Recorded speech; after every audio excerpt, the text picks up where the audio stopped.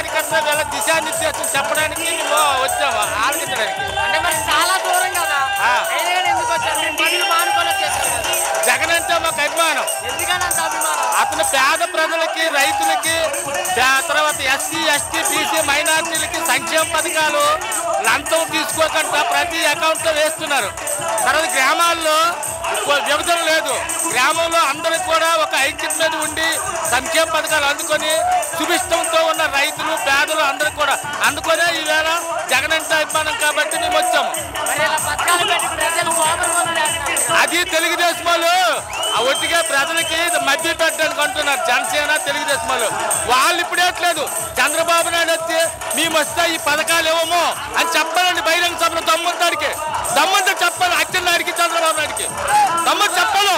మేము వస్తే పథకాలు ఇవ్వము, మీరు సామరపోతలు అయిపోతున్నారు. దమ్ము చెప్పాలి. ఎంతకంటే ఎక్కువ ఇస్తాం అంతకని ఎవరాలు వాళ్ళు ఎవరు ఎందుకు ఎవరంటే వాళ్ళకి పదవి కావాలి తప్పే ప్రజలు బాగుపోగలు చూడరు. ఆ ఒక ప్రజలు బాగోగలు చూడడానికి జగన్మోహన్ రెడ్డి తప్పి ఎవరితో ఆలోచించరు. ఎందుకంటే ప్రజలు బాగుండాలని జగన్ ఆలోచిస్తారు.